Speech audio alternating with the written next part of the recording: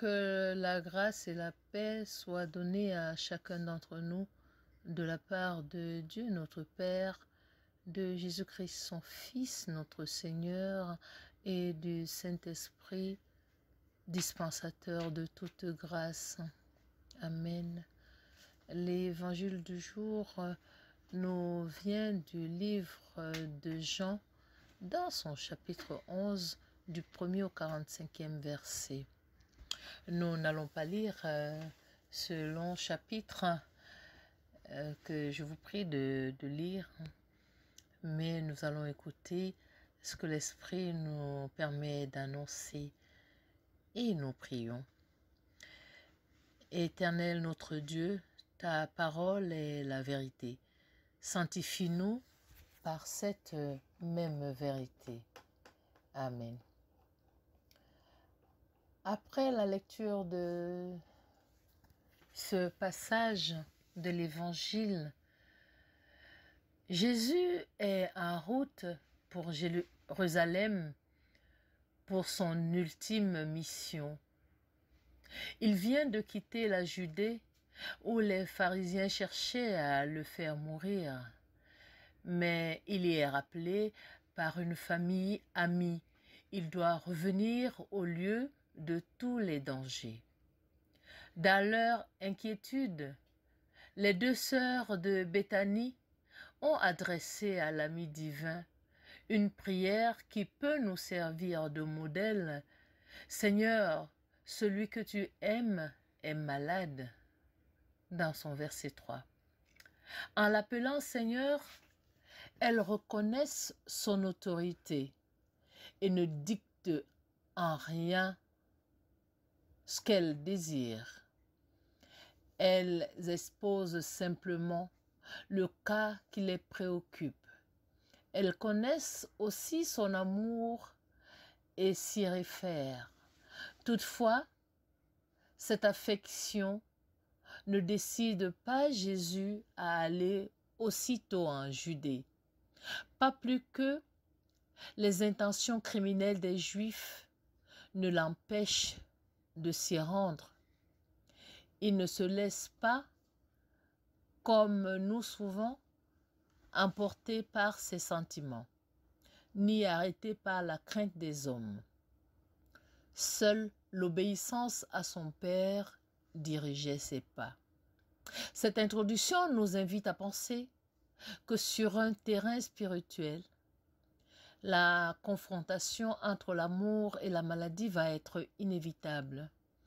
Mais dès le départ, Jésus, par sa réaction, nous déconcerte.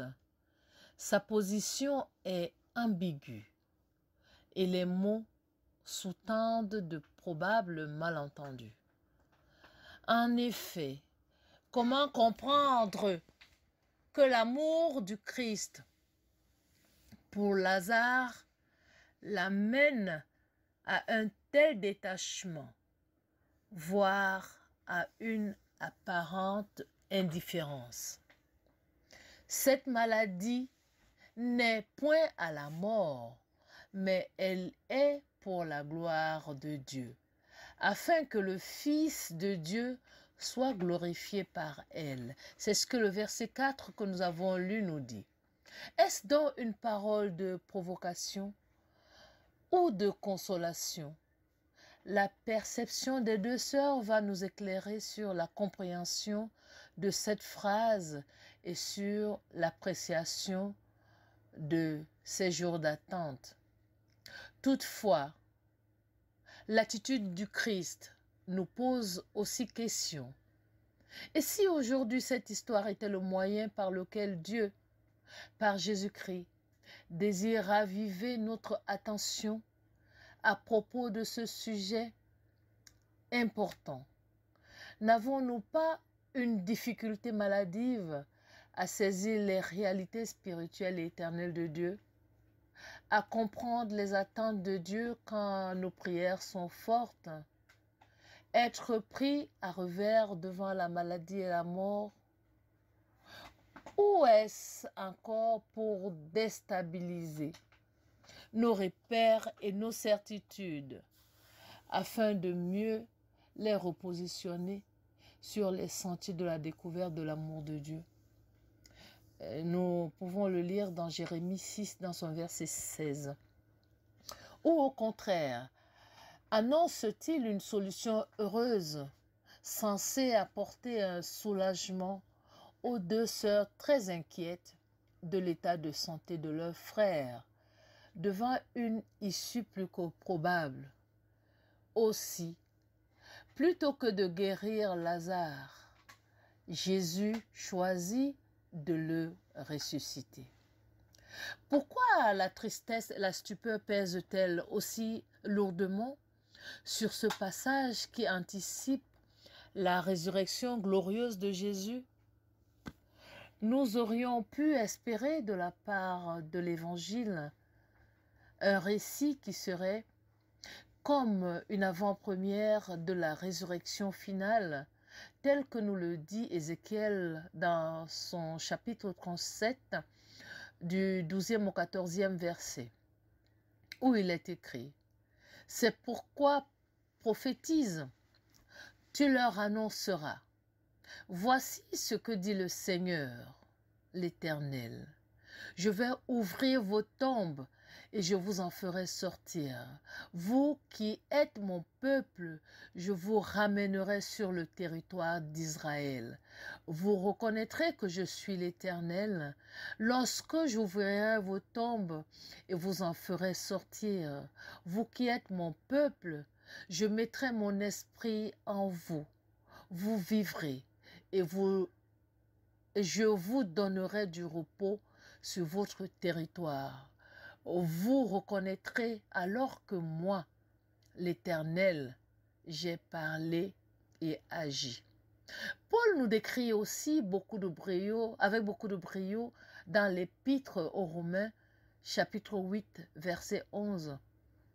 Il dit: « Et si l'esprit de celui qui a ressuscité Jésus d'entre les morts habite en vous, celui qui a ressuscité Jésus d'entre les morts donnera aussi la vie à vos corps mortels par son esprit qui habite en vous. » Ainsi traduit, on se rend mieux compte du bouleversement intérieur qui a saisi Jésus.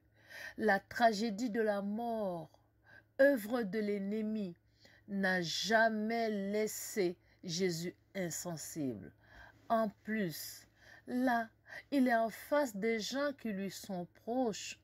Ce constat de destruction de la vie, pour lui, qui en est l'auteur, a quelque chose d'insupportable. Cela explique la violence de ses sentiments. Il nous est difficile, en tant qu'humains, d'entendre cette violente souffrance, car le Christ devait livrer un vrai combat intérieur. Le Christ était devant le constat d'échec de la vie et il fallait relever le défi de la restaurer avec amour.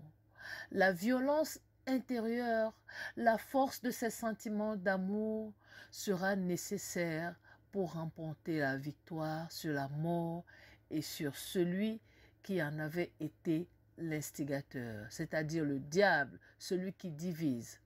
Ce combat est la force de l'amour de Dieu pour nous, et Romain met encore l'accent dans cet amour dans son chapitre 5, des versets 5 à 11.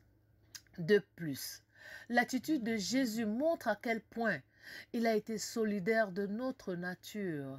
Il a été homme dans le sens le plus noble.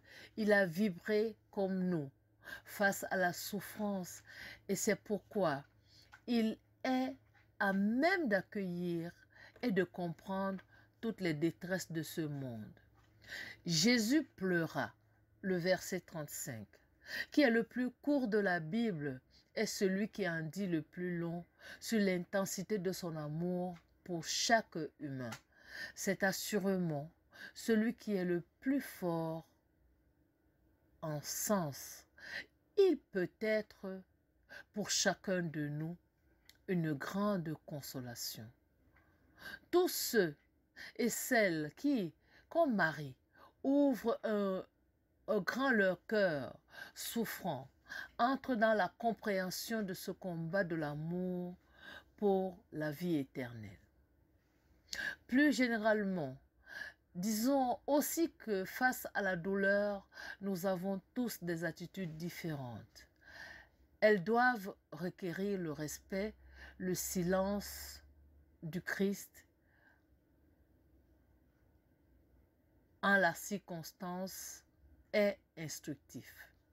Les Juifs disaient donc, voyez comme il l'aimait. Mais quelques-uns d'entre eux dirent, lui qui a ouvert les yeux des aveugles, ne pouvait-il pas faire aussi que cet homme ne mourût pas? Jésus donc, frémissant de nouveau en lui-même, nous dit le texte, vient au sépulcre. Or, c'était une grotte et une pierre était placée dessus. Jésus dit, ôtez la pierre. Marthe, la sœur du mort, lui dit, Seigneur, il sent déjà, car il est là depuis 4 jours. Jésus lui répondit, ne t'ai-je pas dit que si tu crois, tu verras la gloire de Dieu? Les versets 36 à 40. Les pleurs de Jésus pour la famille de Lazare sont la démonstration de son amour. Au-delà des paroles, c'est le dernier recours de la compassion. Pourquoi donc tant de tristesse dans le récit de l'Évangile pour parler de ce qui est considéré comme une bonne nouvelle? Pourquoi la résignation de Thomas et pourquoi les larmes de Jésus? Nous allons découvrir que ce texte ne nous parle pas tellement de la résurrection des morts, mais de la résurrection des vivants. Il va plus s'agir de la résurrection de Marthe, qui est encore vivante, que de celle de Lazare, qui est déjà mort. Nous allons découvrir que pour Jésus, la frontière entre la vie et la mort ne se situe pas là où nous la mettons habituellement. Plutôt que de donner des indications sur les merveilles de là-haut, Jésus rejoint ses amis dans leur désarroi qu'il partage avec elles. Pour secourir ses amis, Jésus entre en communion avec elles. La présence de Jésus se manifeste d'abord par le partage et l'écoute. Ils partagent leur chagrin sans pourtant se laisser dominer par lui. C'est ainsi que Jésus entre dans nos propres vies et qu'il partage nos soucis.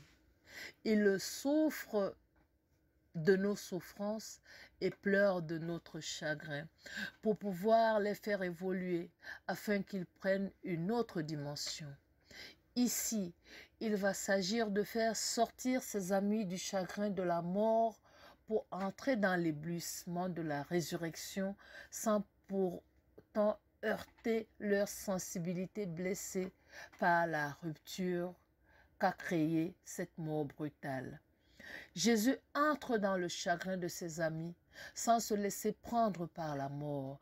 Les deux femmes sont cloîtrées dans leur deuil et dans le respect de leur tradition. Bien que vivantes encore, elles sont comme enfermées dans leur maison et dans leur douleur comme dans la mort. Les seuls signes qui manifestent qu'elles vivent encore, ce sont les signes du chagrin. Mais à ce niveau-là, vivent-elles encore? Jésus arrive discrètement, mais il arrive trop tard. Pourquoi le consolateur semble-t-il arriver toujours trop tard, ou en tout cas au mauvais moment? C'est bien souvent ce qui se passe quand nous sommes amenés à participer au deuil d'une famille et que nous essayons de dire une parole de réconfort. Nos paroles semblent vaines, nos propos sur la résurrection insolites, nos versets bibliques malvenus. L'espérance que l'on voudrait communiquer semble devenir désespoir. Nos paroles non à propos avec la situation vécue par les victimes. Jésus sait tout cela. C'est pourquoi il n'entre pas dans ce lieu de mort. Il reste à l'extérieur du village, là ou peut-être il y a encore la vie. Il ne parle pas, il attend.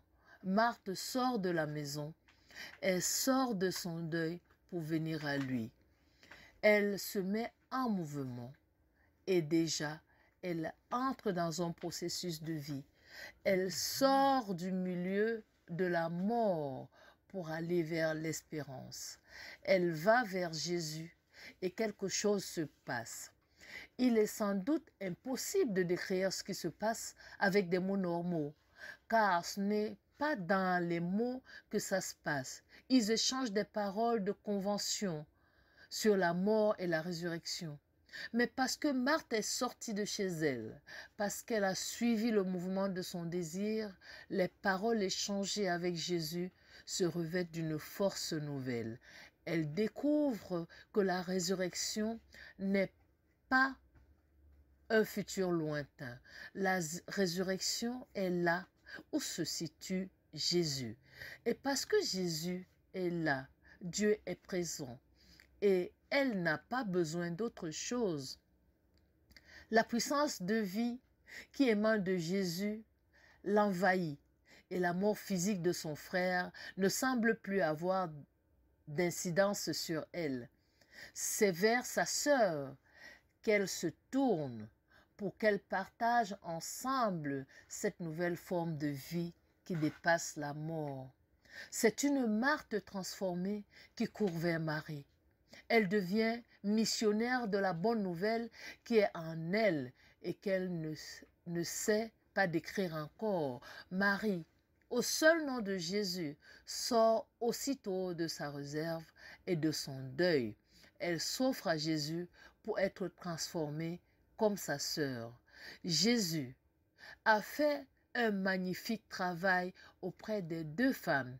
Il est venu vers elles avec la compassion nécessaire et il a attendu que l'élan de leur cœur et l'amour qu'elles ont pour lui éveillent en elles un désir tel qu'elles puissent s'extraire elles-mêmes de la situation de mort où elles se sont enfermées. C'est alors qu'avec tendresse, Jésus peut les revêtir de résurrection. Elles changent alors de manière de penser et d'agir parce que Jésus, par sa seule présence, a permis que s'accomplisse en elles le vrai miracle de la résurrection. Ce vrai miracle est celui que Jésus réserve à chacune et à chacun de nous. Il nous permet de comprendre que nous pouvons croire que nous sommes vivants physiquement, alors que spirituellement, nous sommes des morts. Pour chacune et chacun de ceux qui croient, Jésus se tient avec tendresse dans l'espace de leur vie. Et pour chacun d'eux, il a les mots qui conviennent quand il décide à aller vers lui. Il y a en nous ce désir qui nous pousse à aller au-delà de nous-mêmes, vers celui qui fait vivre. Y a-t-il ce désir qui nous pousse à aller au-delà de nous-mêmes, vers celui qui nous fait vivre? Même ceux qui croient ont du mal à penser que la résurrection commence maintenant. Nous avons vu que cette transformation dans la pensée des deux femmes est le résultat d'un lent processus. Patiemment, Jésus a attendu que ces deux femmes découvrent dans ses paroles et sa personne une dimension nouvelle de la vie. Il a attendu que surgisse en elles le désir de vivre autrement. Il en est de même pour nous. Nous devons trouver en nous la force de faire les premiers pas pour goûter dès maintenant de la vie nouvelle que Jésus donne. Mais cela ne nous évite pas les moments de chagrin immense et de deuil comme ceux que le monde entier vit ces derniers temps. En ce moment, ironie du sort, parfois, ils sont même nécessaires pour qu'après le deuil, tous les deuils, le désir de vivre s'empare de nous et la conviction de la résurrection prennent enfin sa place. Jésus sait tout cela et c'est cela qu'il pratique avec ses deux amis. Mais le récit ne s'arrête pas là. Il va encore plus loin. La bonne nouvelle de la résurrection est aussi pour ceux qui sont morts. Elle est aussi pour ceux qui semblent définitivement murés dans leur tombeau. Jésus ne fait pas de différence entre les morts et les vivants. Il s'occupe de Lazare, Lazare qui signifie Dieu est le secours, de la même manière qu'il l'a fait pour Marthe et Marie, comme si la mort n'était pas un obstacle à son action. Quel que soit le tombeau où nous sommes enfermés, quelle que soit la situation de mort qui nous opprime, Jésus est là pour donner à notre vie une dimension nouvelle qui anticipe la résurrection quand elle viendra au dernier jour. Jésus a une bonne nouvelle pour tous ceux qui se sentent enfermés. Il nous donne une mission. Délier et laisser aller.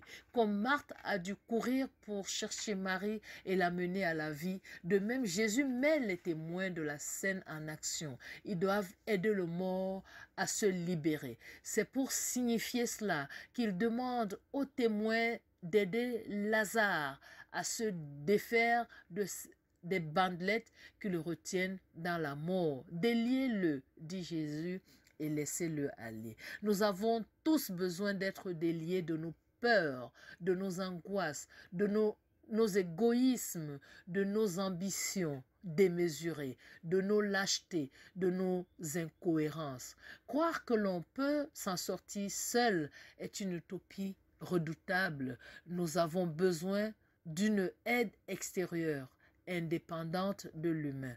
Tout comme pour Lazare, Dieu est le secours. Le Christ a le projet de nous porter à la vie, à la vraie vie, en nous déliant de nos chaînes, comme le précisera l'apôtre Paul dans Romains 8, 21. Être affranchi de la servitude, de la corruption, pour avoir part à la glorieuse liberté des enfants de Dieu. Qu'est-ce à dire sinon que les candidats à la résurrection que nous sommes sont invités à délier les liens qui retiennent tous ceux qui sont dans une situation de mort. Jésus fera le reste. Il n'y a pas de frontière pour Jésus entre ce monde-ci et celui de ceux qui ne sont plus. Il y a la possibilité de résurrection pour tous et nous devons donc être des instruments de libération pour tous. Nous devons nous souvenir que le Consolateur est toujours attendu et qu'il ne vient jamais trop tard, car il y a toujours de la place pour l'espérance. Amen.